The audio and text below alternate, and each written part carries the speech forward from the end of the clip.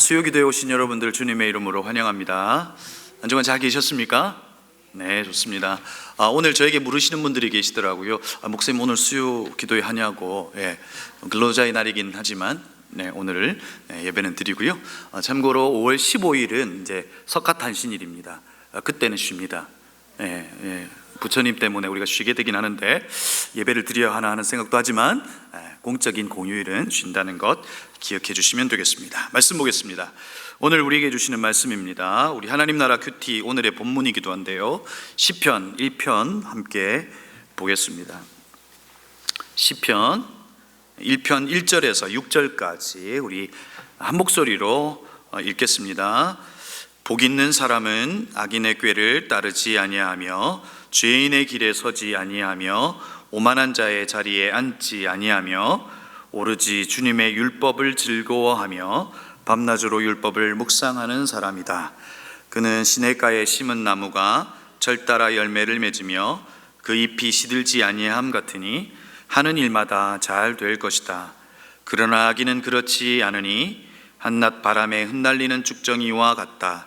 그러므로 악인은 심판받을 때에 몸을 가누지 못하며 죄인은 의인의 모임에 참여하지 못한다. 그렇다. 의인의 길은 주님께서 인정하시지만 악인의 길은 망할 것이다. 아멘. 오늘 새벽 기도의 말씀도 오늘 시편 1편이었습니다. 오늘 새벽은 이제 복 있는 사람에게 좀 초점을 두었다면 오늘 수요 기도회를 통해서는 이 묵상에 좀 초점을 두고 여러분과 말씀을 좀 나누려고 합니다. 여러분, 먼저 여러분에게 좀 묻고 시작하고 싶은데요, 여러분 최근에 여러분에게 있어서 가장 큰 즐거움은 무엇입니까? 그러니까 내게 이걸 하면 내게 기쁨이 되는 거 있죠? 어떤 것일까요? 등산을 하면 기쁘다 하시는 분들도 계실 수 있겠죠, 그렇죠? 산을 오르면 모든 염려와 이 걱정과 근심이 다 사라지는, 그렇죠? 또 어떤 분은 가운데 계신 저분을 보면 기뻐하시는 분들이 계실 겁니다.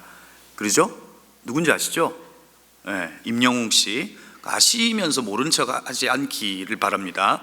괜찮습니다. 그렇죠? 여러분, 이 임영웅 씨의 그 콘서트는요, 막 수백만 명이 클릭을 하고 하게 된다더라고요. 그래서 가장 큰 선물은 임영웅의 콘서트를 이렇게 선물로 드리는 거, 부모님에게. 그게 가장 큰 선물이다라고 이야기하시더라고요. 그렇죠?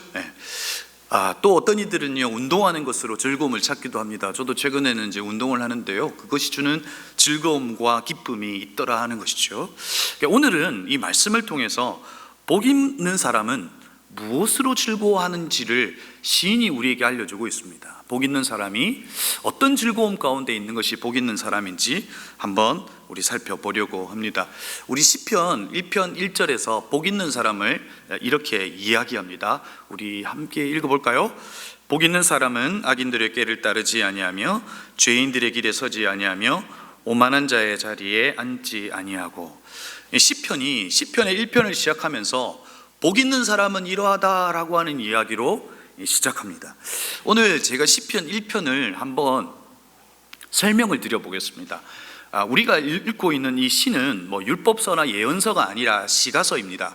그래서 시는 시의 운율이 있고 또 그 원문 그 자체로 보면 띄어쓰기를 한 그런 것까지도 사실은 의미가 담겨져 있습니다. 이걸 풀면 이렇습니다. 복 있는 사람은 첫 번째 뭐라고 이야기하냐면 악인들의 꾀를 따르지 아니하며 되어 있습니다. 그렇죠? 두 번째는 뭐라고 되어 있죠? 죄인들의 길에 서지 아니하며, 세 번째는 오만한 자들의 자리에 앉지 아니하고. 그러니까 복 있는 사람과 반대되는 개념으로 악인, 죄인, 오만한 자, 이렇게 세 부류로 이야기하고 있고요. 그리고 꾀, 길, 자리, 이렇게 삼중적인 표현으로 이야기하고 있는 겁니다. 그러니까 이 시인은 복 있는 사람과 반대되는 개념을 이야기할 때 정말 이야기하고 싶은 것이 있었죠. 이 꾀라고 하는 것은 생각으로 이해할 수 있습니다. 그러니까 악인들의 꾀를 따르지 않으면, 복 있는 사람은 악인들의 생각을 따르지 않는다. 자, 두 번째 길은 행동일 수 있습니다. 생각을 가지고 있으면 뭐 하게 됩니까?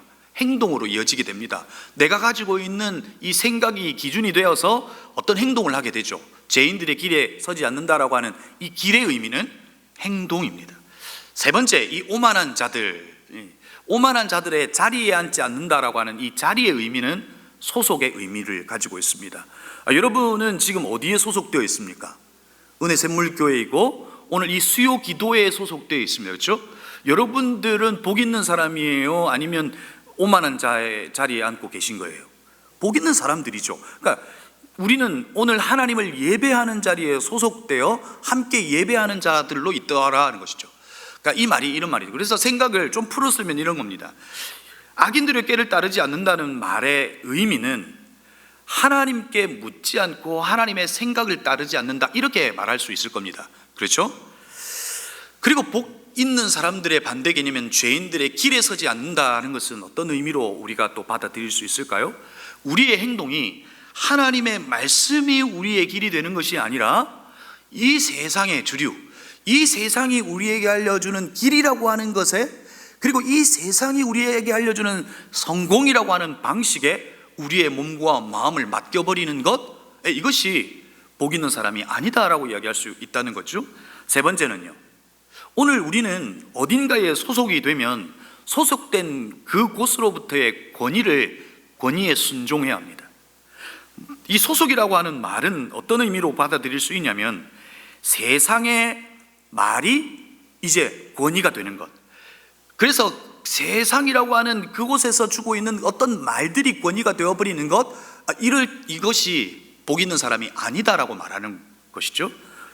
시편 1편 1절을 이렇게 설명할 수 있습니다. 그러면 여러분, 예수님께서도 복이라고 하는 이야기를 많이 하세요. 제가 이제 이 시편 1편을 설교하려고 하니까 저에게 또 가장 많은 부분의 주제가 아마 이 복이었던 것 같아요. 이 복이라고 하는 주제로 설교를 많이 했던 것 같아요. 창세기 12장 1절 아브라함이 복이 될 거다라고 하는 그 이야기로 복에 대한 설교를 했고요. 그 다음에 마태복음 5장의 팔복으로도 복에 대한 설교를 많이 했던 것 같아요.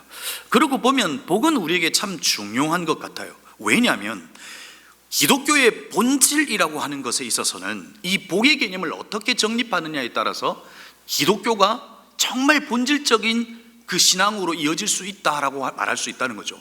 여러분, 우리에게 있어서 복은 뭐예요?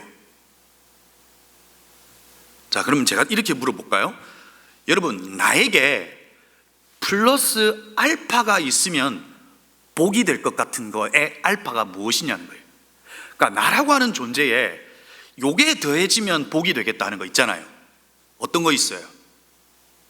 저는 최근에 드는 생각은 이런 생각이 있어요. 장례식을 가보고 이렇게 해보니까 제가 이제 아이가 2명인데요 한 4명쯤 되면 좋겠다, 이 생각이 들었어요.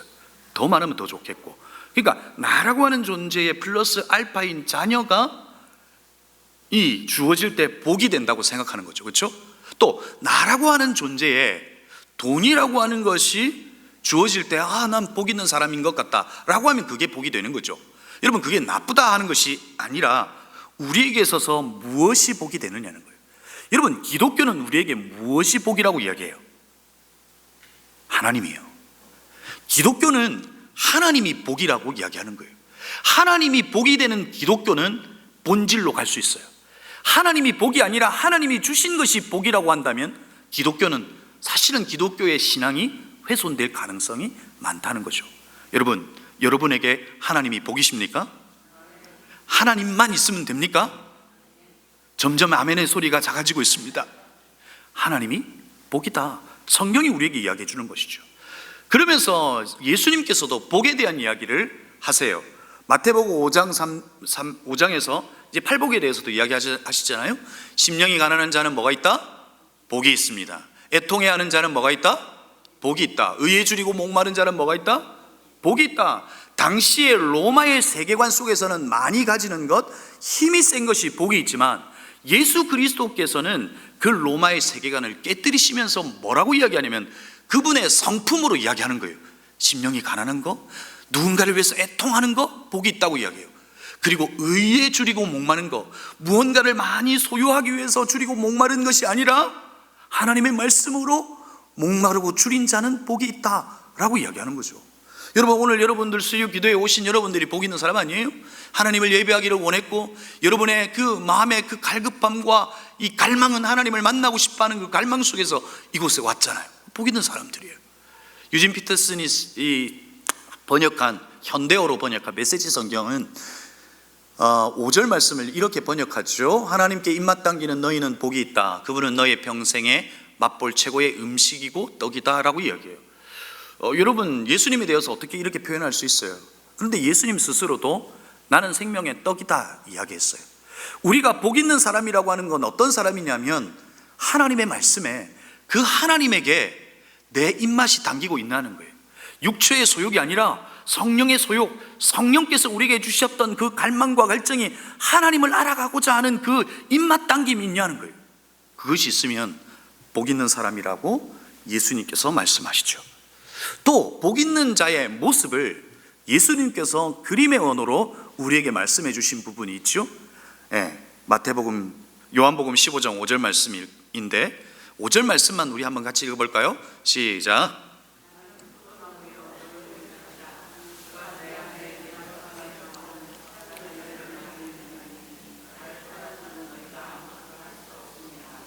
예수님께서 복 있는 사람이라고 하는 것에 있어서 그림 언어로 말씀해 주시는 거예요.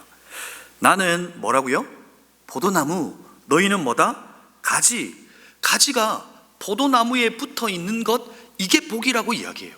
여러분, 누군가와 함께 할 때 행복하고 즐겁고 기쁜 누군가가 있으셔요? 없으셔요? 누군가와 관계할 때 행복한 거예요.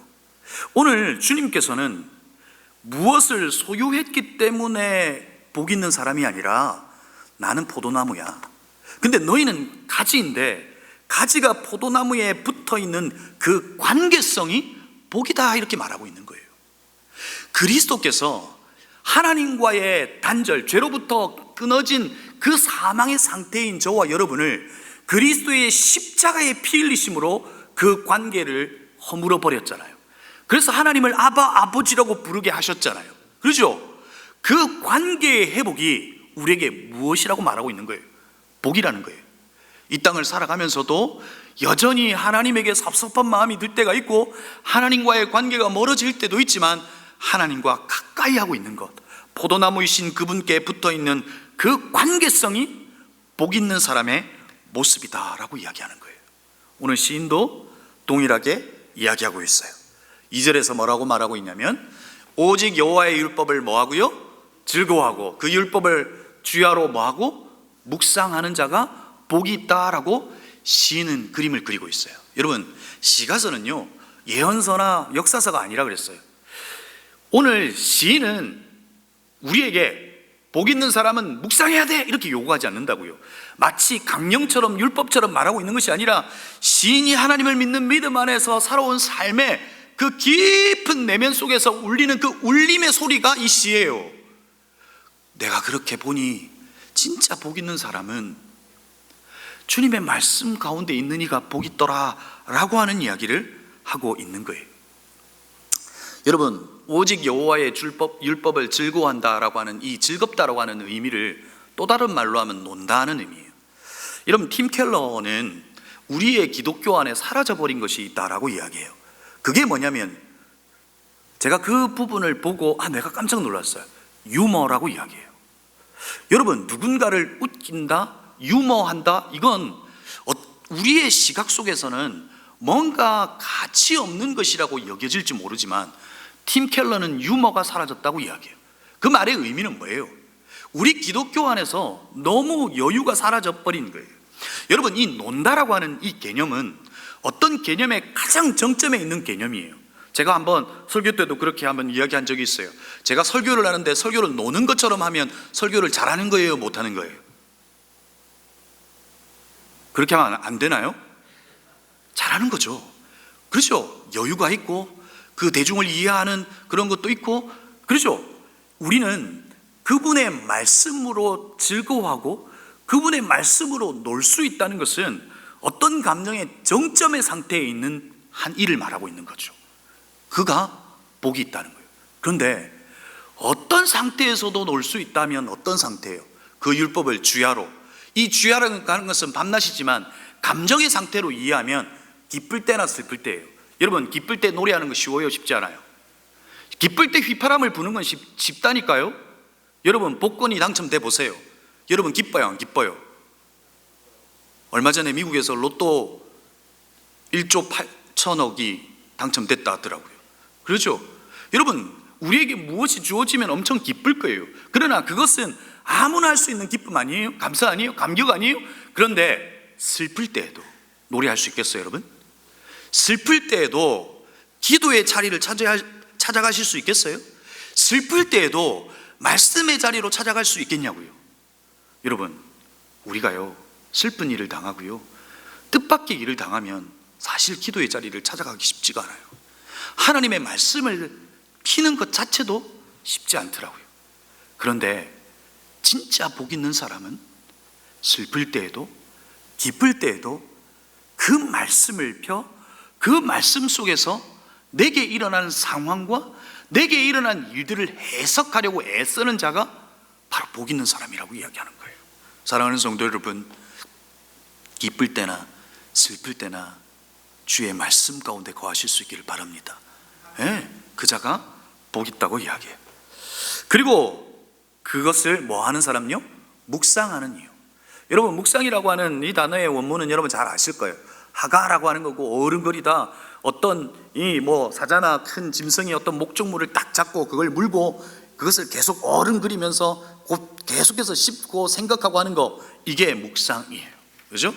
우리는 우리의 삶에 기쁠 때나 슬플 때나 고통의 때나 통회할 때나 어떨 때든지 말씀의 자리로 들어가 말씀이신 하나님께서 내 삶을 어떻게 해석하시는지 우리는 그 말씀을 물고 늘어져야 한다는 거예요.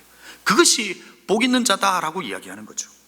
여러분 오늘 이 하가라고 하는 이 묵상의 의미는 어떤 것일까요? 제가 오늘 이곳에 조금 포커스를 맞추고 여러분에게 말씀을 좀 드리려고 해요. 하나님의 말씀 속에서 그분의 말씀의 의미와 의도를 찾는 것이 바로 묵상, 이 하가의 작업이라고 생각해요. 여러분 제가 저희 어머니가 뭐 전화 와서 이런 이야기 한다 그랬잖아요. 야야 집에 쌀 가져와라 그러죠. 근데 여러분 그때 우리 어머니의 말씀은 택배 보내는 것이 너무 아깝기 때문에 쌀을 가져오라는 뜻일까요? 무슨 뜻이에요? 보고 싶다는 거예요. 그것도 안 되니 다른 것도 이야기하시더라고요. 얼마 전에 전화 오셔서 내가 네 돌잔치를 못했다 그러더라고요. 그러니까 저는 제 돌잔치 한 줄 알았어요. 돌사진이 있어서. 그런데 시동생, 그러니까 저희 작은 아버지의 아들의 돌잔치는 어머니가 해주셨대요. 그런데 아들 돌잔치를 너무 못 해준 게 너무 마음에 걸렸나 봐요. 그래서 하나님 앞에 기도하는데 아들의 돌반지를 내줘야겠다 생각하셔가지고 돌반지 몇 돈을 이렇게 해가지고 반지를 해놓으셨대요. 그래서 이번 이제 5월 5일 6일이 저희 할머니 기일인데 그때 예배 드리러 오면 그거 주겠다고 해서 무슨 제가 지금 나이가 40이 넘었는데 무슨, 사실 돌잔치도 해주고 싶었대요. 근데 그것까지 너무 과한 것 같아서. 여러분 우리는 어떤 이가 말할 때 그 말에 의미가 있고 의도가 있어요. 하나님도 우리에게 말씀하실 때 의미와 의도가 있다고요. 내가 너를 심판할 거야. 하나님의 의도는 심판에 있지 않아요. 하나님의 의도는 돌이킴에 있는 거죠. 우리는 묵상의 자리에서 하나님께서 의미한 바와 의도한 바를 파악해내야 돼요. 그것이 묵상이에요. 제가 그림 하나를 가져왔는데 다음에 그림의 의미는 뭘까요? 그리고 의도는 뭘까요? 여러분 이 광고의 그림인데 이 광고는 뭘 광고하고 있는 걸까요? 한번 맞춰보시겠어요? 광고는 뭘 광고하고 있는 걸까요? 어떤 분들은 뭐 컵요 뭐 그러더라고요. 여러분 이 광고는 성형 광고입니다. 코가 높아지는 거, 이걸 지금 보여주고 있는 거죠. 그러니까 광고는 광고를 만든 이의 의도와 의미가 있다는 거예요. 하나님께서 우리에게 말씀을 주신 그 의도와 의미가 있다고요. 오늘 시편 1편 2절의 의미와 의도를 더 깊게 찾으면 이렇습니다. 원문의 의미 속에서 찾으면 이런 겁니다. 그의 즐거움은 여호와의 율법에 있다라고 하는 의미로 볼 수 있다는 거예요. 다시 말해서 나의 모든 즐거움과 행복은 어디에 있다고요? 여호와의 말씀에 있다라고 하는 것이 훨씬 더 원문에 가까운 의미예요. 여러분 우리의 즐거움과 행복이 하나님의 말씀에 있어요. 아멘이세요? 그러면 우리는 그 말씀을 떠날 수 없어요.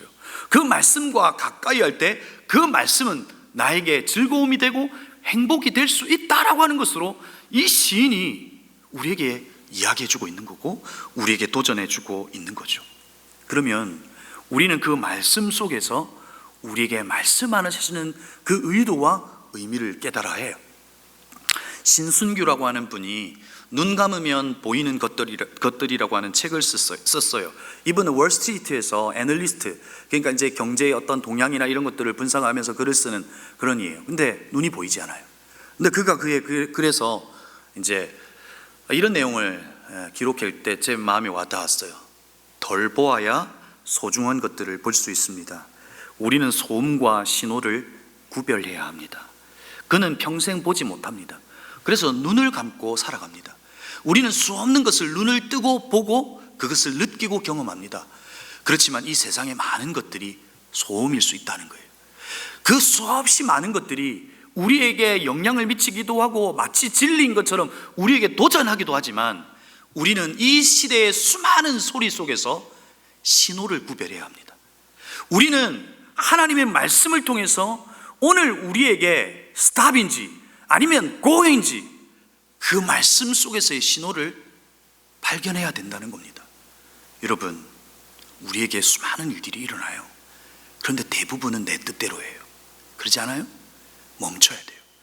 하나님께서 말씀 속에서 주시는 신호가 무엇인지를 우리는 깨달아야 돼요. 그 신호를 따라 우리의 발걸음을 인도할 때, 우리의 생각과 우리의 행동이 그 신호를 따라 선택할 때 우리는 그 속에서 하나님의 일하심을 보게 된다는 거죠. 이어서 시편은 계속해서 노래합니다.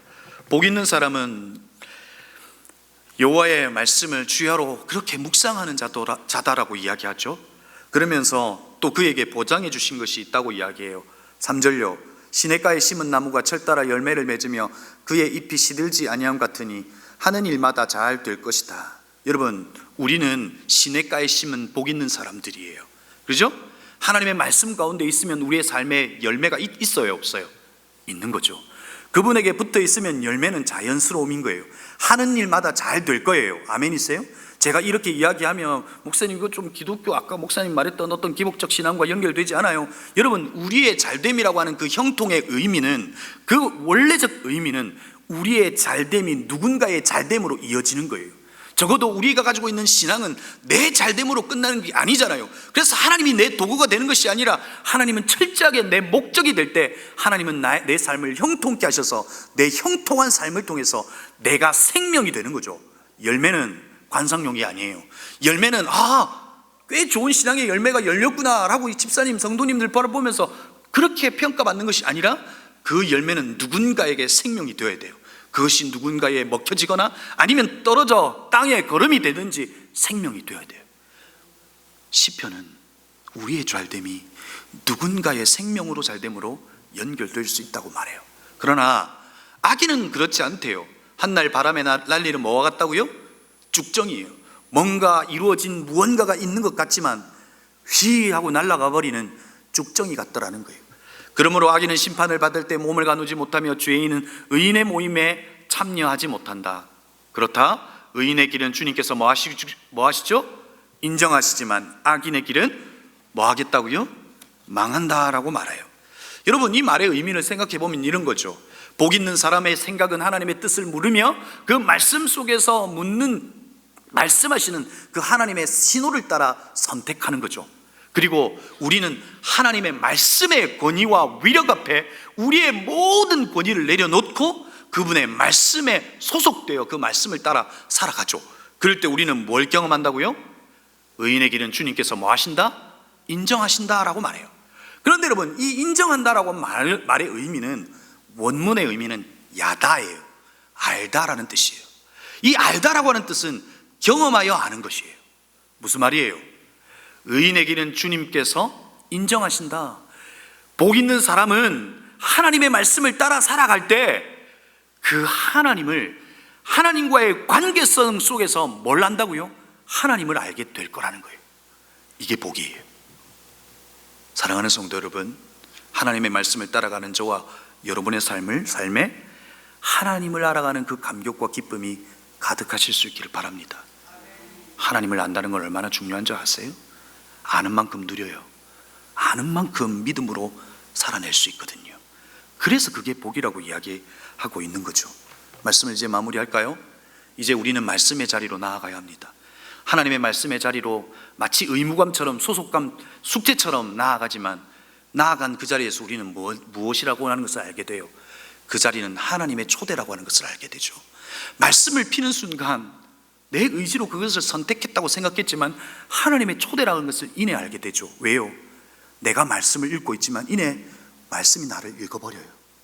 말씀이 나를 읽고 그 말씀은 우리의 심령과 골수를 찔러 쪼개어 내 내면의 깊은 곳의 죄악까지도 알게 하셔서 그 말씀으로 그 죄악을 도려내어 우리를 살게 하시죠. 그게 말씀이에요. 그리고 말씀 속에서 우리는 관계하죠. 그분과 소통하죠. 그리고 그 말씀 속에서 우리 안에 담겨져 있는 세상의 수많은 신호와 소리를 밀어내어 그분의 언어와 소리를 우리의 마음에 담겨지게 하시죠. 그래서 이 세상 속에서 담겨진 그분의 말로 살게 하시죠. 그래서 우리는 깨닫는 것이 뭐예요? 하나님은 하나님의 말씀으로 나와 동행하시더라 하는 것을 깨닫죠. 그래서 시인은 하나님의 말씀과 함께 걷는 이가 복 있는 자다라고 말하고 있는 거죠.